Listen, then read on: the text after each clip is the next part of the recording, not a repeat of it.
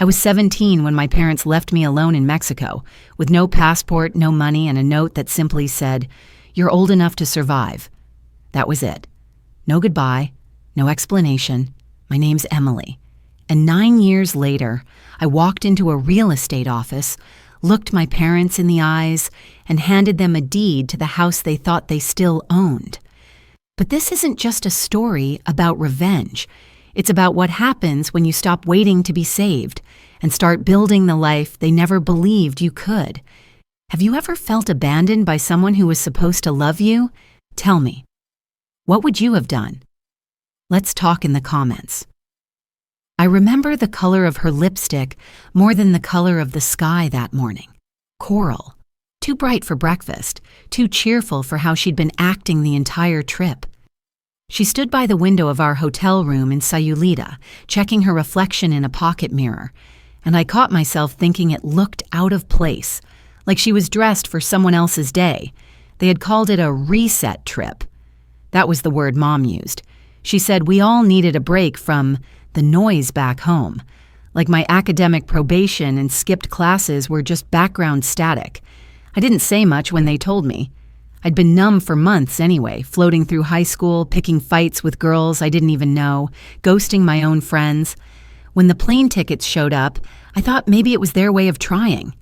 Sayulita looked like a postcard, streets bursting with color, shop awnings striped in every shade of blue and orange, vendors selling mango slices with chili powder, sunburned tourists weaving between tuk-tuks. It should have felt exciting. Instead, it felt like a scene someone had built for us, hoping it would fix something broken without anyone actually admitting it was broken. My parents tried. I'll give them that. They took photos of me licking melted paletas, even though I wasn't smiling. They brought me trinkets from every beach stall, called them little memories. Dad even asked if I wanted to try paddleboarding, which surprised me. He hadn't looked up from a newspaper in years. I turned him down, but the offer felt like something. Mom held my hand in line for a ferry to Isla Marietas. I can't remember the last time she'd done that. Still, I felt like a visitor in my own family. At night, we sat on the balcony, them scrolling their phones while I scrolled mine. Once I looked up and saw them laughing at something, heads tilted together, and it hit me how far away I really was, even from right across the table. The morning, everything changed. We were supposed to check out. We had breakfast in the hotel courtyard, ceramic plates stacked with scrambled eggs and soft tortillas. I remember Dad stirring his coffee without sipping it. Mom dabbed her lipstick, that same coral shade, the one I'd only seen at weddings or funerals. She glanced at me mid-bite and said, "We're going down the street to grab a few souvenirs. Be back in 15. I nodded, eyes on my phone, half listening. A text from my best friend had just come in, asking how the forced family bonding was going. I didn't answer. I didn't think I'd need to explain anything yet. 15 minutes passed, then 40, then 2 hours. I asked the front desk clerk if she'd seen them. She tilted her head and said, "Oh, the couple from 204. They checked out earlier this morning." Just like that. Calm as anything, like it was just paperwork. I ran up the stairs, heart banging like a warning bell. My room key didn't work. I banged on the door anyway, hoping maybe they were inside. A cleaning lady walked by and gave me a look, then unlocked the door for me out of pity. The room was empty. My suitcase, gone. My passport, gone. Even the backpack I always carried was missing. On the nightstand, there was nothing. No note, no charger. Like I'd never existed there at all. I tried calling them. Straight to voicemail, I texted. Nothing delivered. My screen glowed like a useless lantern in the sun. I walked the hotel lobby for hours, then circled the street outside, thinking maybe I'd misunderstood. Maybe they'd been mugged. Maybe this was a prank. Maybe anything. But it wasn't any of those things. At some point, I sat down on a wooden bench near a food cart and realized I hadn't eaten since breakfast. A couple sat at the cart laughing over shared tacos. The woman wore a flower crown. A mariachi band played across the plaza, tuning their guitars, gearing up for someone's wedding. The world was turning and I was still sitting still. The sun started to set. I pulled my denim jacket tighter around me, something familiar in a world that had stopped making sense. That's when I felt the crinkle in the left pocket, a note, folded twice, Mom's handwriting. I knew it before I even opened it. "You're 17, old enough to survive." No love, Mom. No explanation. Just a sentence that snapped louder than any door ever could. I didn't cry right away. I read it 3 times. I memorized it like I would a math formula. Then I curled up behind a taco stand near the plaza, out of sight, beside stacked crates and an empty cooler. There was a wedding reception nearby, music drifting across the square, clinking glasses, someone giving a toast in Spanish. And that's when it hit. The sobs came sharp and sudden, the kind that folds you in half. I pressed my face against my knees and bit my sleeve to keep from making noise. Somewhere not far away, people were celebrating the start of something. I was mourning the end. That night, I learned that silence can be louder than screaming. That abandonment isn't always a slammed door.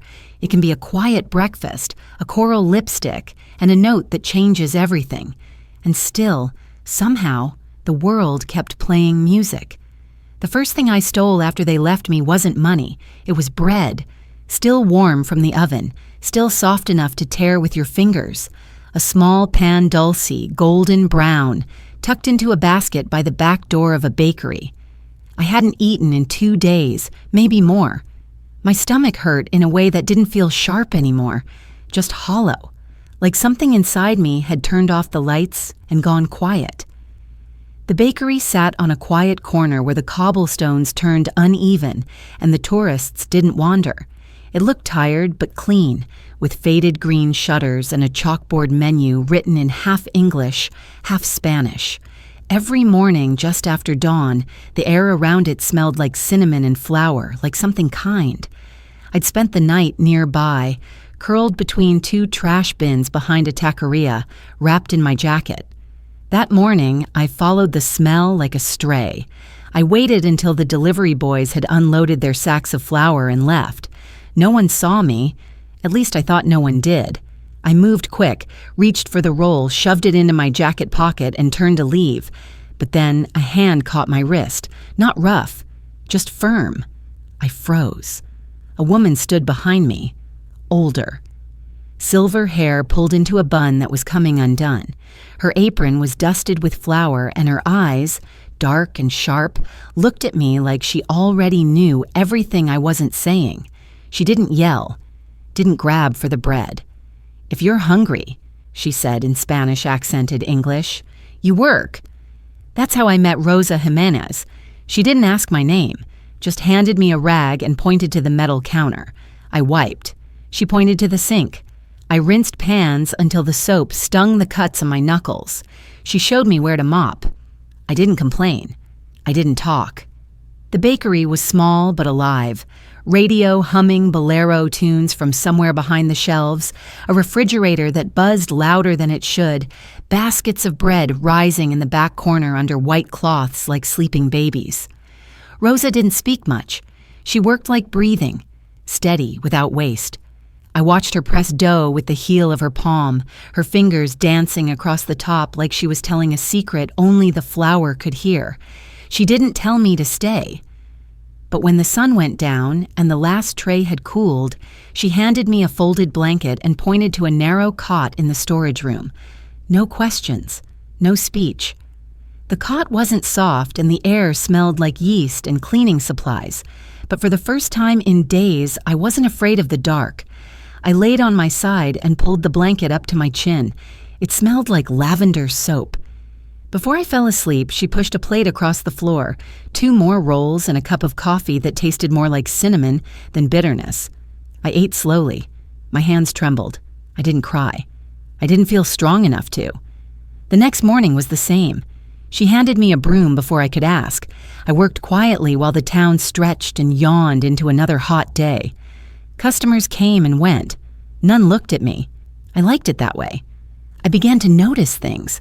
how Rosa adjusted the oven without checking the dial, how she tapped a loaf's bottom to hear if it sounded hollow, how she saved the ugly loaves, misshaped or too dark, wrapping them in brown paper and placing them in a bin labeled para después, for later.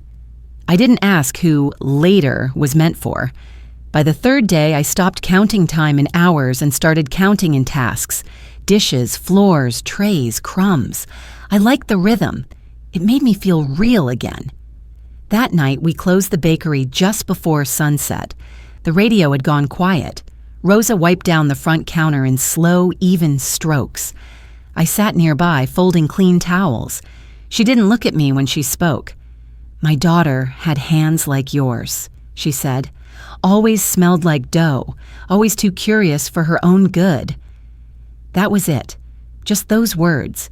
She didn't say what happened to her daughter, didn't explain the cot, or the food, or why she let me stay.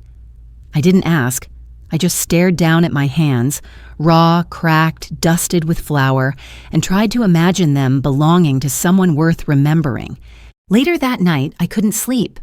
I lay on my back, staring at the ceiling fan that didn't spin, and wondered about Rosa's daughter. Was she older than me? Gone? Lost? Or did she run away like I should have? I turned my hands palm up in the dark, held them to the faint light from the hallway. I pressed them together, spread them apart, and I thought, for the first time, that maybe they were meant for something more than holding on to pain. Maybe, just maybe, they were meant to make things. The first time I felt hope again, I was sitting on a plastic milk crate in the back of Rosa's bakery, watching a pixelated YouTube video about compound interest. The screen was cracked. The audio kept glitching. But it didn't matter. The man on the video, calm voice, kind eyes, was talking about how small things grow over time. Pennies becoming dollars, dollars becoming freedom. I didn't even know what compound meant when I clicked the video. But something in the way he said it, slow and steady, like he was letting me borrow a secret, made me sit up straighter and listen. The laptop I used was a miracle in itself. I'd found it in a pile of junk behind a tech repair shop, its keyboard missing 2 keys, screen dim, but not dead. I carried it back to the bakery like it was made of glass. Rosa raised an eyebrow when she saw me cleaning it with a flour rag, but she didn't say anything. She never did. That same afternoon, I wandered down to the public library. It was closed for renovation, but the Wi-Fi still worked if you sat close enough to the wall. I met Leo there. He worked part-time shelving books and showed me how to prop open the battery case with a pencil and adjust the charger cord just so to keep the connection alive. He had wire-rimmed glasses and a quiet voice, like someone who thought more than he spoke. "You trying to stream movies or learn something?" he asked me once, nodding toward my screen. I shrugged. Maybe both. Truth was, I didn't know yet. All I knew was I couldn't keep floating. I needed something to hold on to, something I could build. So I signed up for free online GED classes. Algebra felt like trying to read a second language written upside down. I scribbled problems on the back of bakery receipts and worked through quizzes in the dim light near the storage fridge, surrounded by the hum of freezers and the smell of rising dough. Rosa never asked what I was doing, but she started leaving a pencil on top of my folded blanket each night. A small gesture, but it made me feel seen. I learned about interest rates before I learned how to properly fold a fitted sheet. I read blog posts about credit scores while sweeping flour off the counter. I watched TED Talks during the lull between oven timers. Each video felt like a breadcrumb leading me somewhere better. Then one day, I saw it. An article about a small Greek shipping company facing restructuring, buried in the financial section of a secondhand business magazine I'd found left behind on a cafe table. The piece was short, just a few paragraphs, but it mentioned upcoming changes, new leadership, a possible surge. I didn't know much, but I knew enough to feel a hunch. I had about $200 in pesos tucked in a plastic bag inside my shoe. It was supposed to go toward new sneakers. The soles on mine were worn through. I could feel gravel on every walk, but I kept thinking about what that man in the video had said. Don't just save money. Make it work while you sleep. So I took a risk. I registered through an online trading platform that didn't ask too many questions, converted the cash, and bought a few shares. Then I waited. 2 weeks passed. Every day I checked the stock on borrowed Wi-Fi, refreshing the page like I was checking the weather. I didn't tell Rosa. I didn't even tell Leo. Then it happened. The numbers jumped. Not much at first, but then more and more. My 200 tripled. I didn't scream or dance or throw my arms in the air. I just sat on the crate, blinking at the screen, hands trembling. I had never won anything before. Not contests, not raffles, not even coin tosses. But this was something I'd earned. With my mind, with curiosity, with long nights and a beat-up laptop that smelled faintly of yeast. The next morning, I woke early and placed an order through a local appliance distributor. It arrived 3 days later, wrapped in cardboard and plastic. I didn't say a word when I brought it into the bakery. Rosa was behind the counter, shaping dough. I set the box on the table and sliced the tape. Inside was a brand new stainless steel coffee grinder. Not fancy, but fast, quiet, efficient. She looked at me, then at the box, then back again. Her eyes didn't narrow. They softened, just a little. "You planning to run a business in my back room?" she asked, voice light. I smiled but didn't answer, because in that moment I realized I kind of was. Not in the way she meant. Not with signs and menus and glass cases full of pastries, but something was growing. Not just my savings account or my GED scores. Me. I was growing. And for the first time in a long time, I didn't feel like a problem to solve. I felt like a person becoming.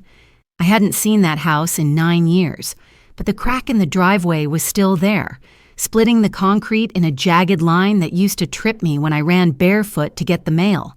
It hadn't grown or faded, just sat there, quiet and stubborn, like time had paused right at that spot. Some things really don't change. I parked 2 blocks away. Not because I had to, but because I needed the walk. Needed to feel the sidewalks again, the shade of the same oak trees, the uneven rhythm of old sprinklers ticking across trimmed grass. Sarasota still smelled like sun-warmed pavement and garden mulch, still sounded like lawnmowers and kids playing basketball in driveways. The house looked smaller than I remembered, maybe because I wasn't looking up at it from a child's height anymore. The siding had faded to a dull yellow.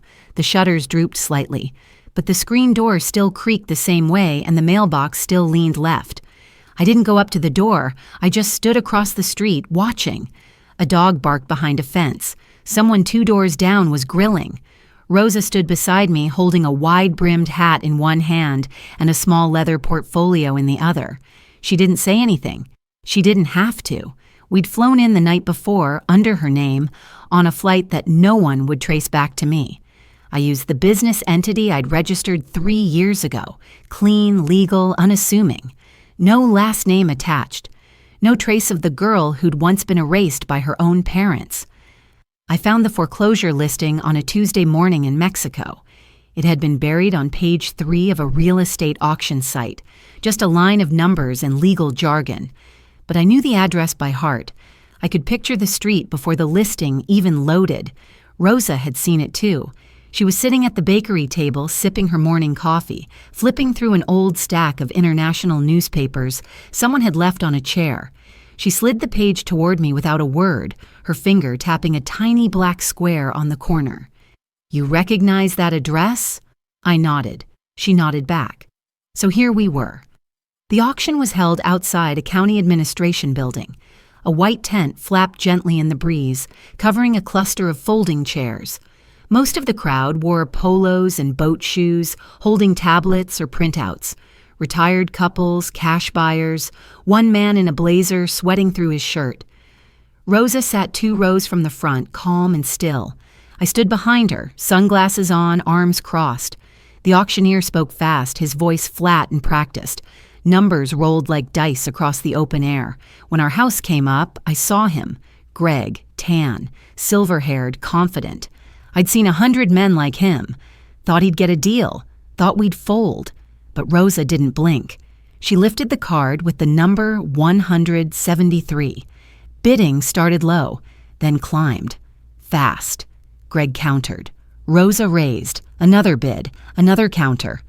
Greg squinted, then looked back at us, annoyed, as if we didn't belong, as if we were wasting his time. Rosa didn't flinch. She didn't even adjust her hat. Final call. Sold to bidder 173. Silence settled like dust. Rosa lowered the card, slow and steady. Then she leaned slightly to the side and whispered, just loud enough for me to hear, "That crack in the driveway? Still yours." I laughed under my breath. It wasn't joy. Not exactly. Just something lighter than anger. We waited until the papers were signed. I used the name of the company. Rosa signed as the point of contact. The deed was clean, legal, undeniable. I stood alone in the parking lot for a long minute, watching the people file out. No one looked twice at me. To them, I was just another young assistant or maybe the daughter of a savvy investor. No one knew, but I knew. I now owned the house they rebuilt their lives in, the one they bought after erasing me. That evening, Rosa and I sat at a small cafe near the bay, eating grilled shrimp and sipping lemonade. She didn't toast. She didn't say, "Congratulations." She just looked out at the water, then said, almost like to herself, "Sometimes the past doesn't knock. It just waits until you do." I nodded. The breeze picked up. Somewhere behind us, a musician was setting up a guitar. My phone buzzed in my pocket. Unknown number. I hesitated, then answered. A voice on the other end, formal and uncertain. A lawyer. "My parents," he said, "would like to arrange a meeting. They wanted to speak to the buyer of the property. They had no idea." I didn't respond right away. Just watched the sun slip lower on the water, casting long orange lines across the bay. "Sure," I said finally. "Set it up." They walked in like it was just another real estate meeting, like they hadn't erased a daughter in another country, like this was business, not consequence. The room was quiet. Beige walls, a dusty ceiling fan turning lazily overhead. A ticking wall clock marked each second with the kind of hollow rhythm you only notice when you're waiting for something you don't really want to happen. I had arrived early. Rosa sat across the room, flipping through a clipboard with the calm of someone who'd seen enough heartbreak to know that silence could be a kind of armor. I wore a navy blouse, my hair pulled back, neutral tones, no jewelry, no scent, unreadable on purpose. The receptionist showed them in. Sandra stepped through the door first, clutching a soft leather purse, oversized sunglasses still on, though the room was dim. Thomas followed, holding a worn brown folder tight to his chest. His shoes squeaked as he walked. They didn't recognize me. Not right away. They looked at Rosa first, then at the empty chair across from the table. Sandra smiled politely, the kind of smile she used at PTA meetings, the kind that said nothing but expected everything. I let the pause stretch long enough for discomfort to catch up. Then I reached up and slid off my sunglasses. Sandra froze. Her smile faltered. The color in her face drained like a slow leak. Thomas blinked. Once? Twice. His grip on the folder tightened. Neither of them spoke. I broke the silence. "You left me," I said. My voice was even, not cold, not kind. In a foreign country, with no money, no ID, no goodbye. Sandra opened her mouth, then closed it again. She looked smaller than I remembered. Her blouse was crisp, her nails freshly manicured, but her posture cracked at the edges. We thought it would be easier that way," she said finally, her voice barely above a whisper. "We were drowning. You were pulling us under." I leaned forward just slightly. "You were the lifeboat," I said. "You weren't supposed to throw me overboard." Thomas still hadn't looked up. I turned my attention to him. "Say something," I said quietly. "Look at me and say it wasn't your choice." He didn't. He stared at the folder, mouth tight, jaw clenched. "She made the call," he mumbled. "I didn't think you'd make it." I nodded slowly. "Well," I said, pulling the deed from my bag and sliding it across the table, "I did." Sandra reached for the paper with shaking hands. Her eyes scanned the top line, then the next. Then she stopped. "You bought the house," she said. "Not a question, just realization. You bought the house." "You have 30 days," I said. "After that, I'll need the keys." Her lips parted like she wanted to protest, but nothing came out. No apology, no defense, just silence. Rosa stood and stepped forward, setting down a single envelope beside the deed. "Here are the legal instructions," she said, tone-clipped but professional. "We recommend you read them thoroughly." Sandra blinked fast, trying to summon tears that wouldn't come. "You can't do this. We're your parents." I met her eyes. "No," I said. "You were my parents, and you made your decision." She reached for Thomas's hand, but he didn't move. Then she asked the question I'd known was coming. "Why now?" she said. "Why come back after all these years?" I stood slowly, tucked the chair in, picked up my bag. "Because I needed you to know I came back," I said, "and I didn't need you to come with me." I walked out before she could respond. Outside, the light felt sharper, cleaner. The air smelled like fresh-cut grass and ocean wind. Rosa was already by the car, key in hand. She glanced over at me, expression unreadable. "You walk different now," she said softly. I paused, thought about it. "That's because I'm not waiting to be saved anymore," I said. And I meant it. We took down the fake farmhouse signs first, the ones that said live, laugh, love in curling black letters across sun-bleached wood. I pulled the last nail from the living room wall and tossed the frame in the donation bin without ceremony. Rosa raised one eyebrow, but she didn't stop me. We painted the walls a soft lavender, not trendy, not loud, just gentle, the kind of color that invited you to breathe. We replaced the kitchen's cracked tile with warm laminate that felt soft under bare feet. We put lamps in corners that used to feel too dark. And in the hallway, above each door, we added small nameplates. Not permanent, just paper for now, but enough to say, "This space is yours." We called it Second Door, because sometimes the first one never opened, or slammed shut too early, or never should have existed in the first place. It started with 3 girls. Kayla was 15 and wouldn't take her hoodie off, even in the Florida heat. June was 17, silent unless directly asked a question. Miriam was 19 and walked like she expected every room to collapse around her. They didn't speak much that first week. They kept their things in neat piles like they were ready to leave at any moment. They flinched when the mail slot clattered. They turned off music if it got too loud. I recognized every reaction. I had warned them once, too. We gave each girl a journal, not for homework, just for them. Some wrote, some didn't.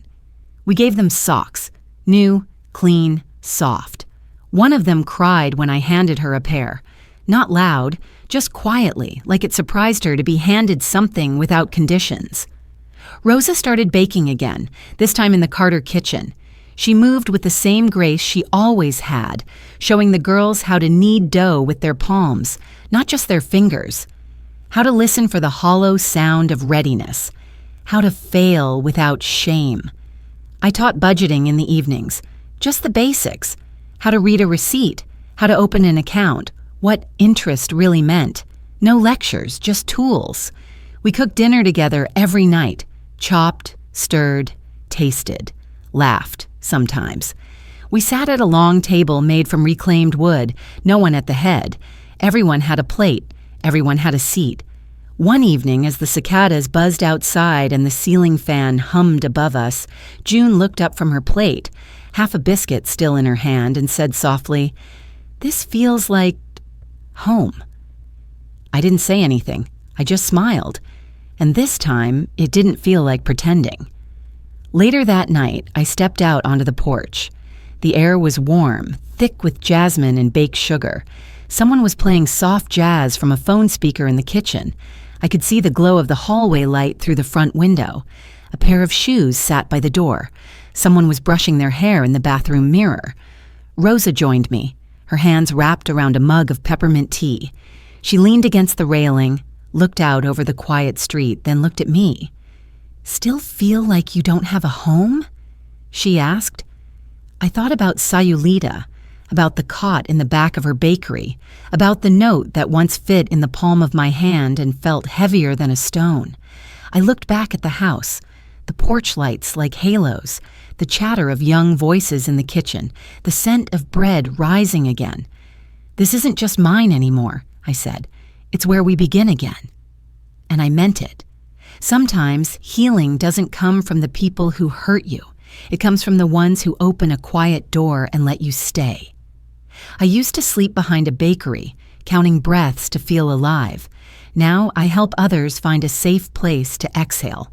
What I've learned is this: survival can be taught, but it's love that makes us whole. When someone hands you clean socks without asking questions or leaves a pencil on your pillow, that's the kind of kindness that rewrites a life. If this story touched something in you, something remembered or something still healing, I hope you'll share it. Maybe someone out there is still waiting for their second door to open.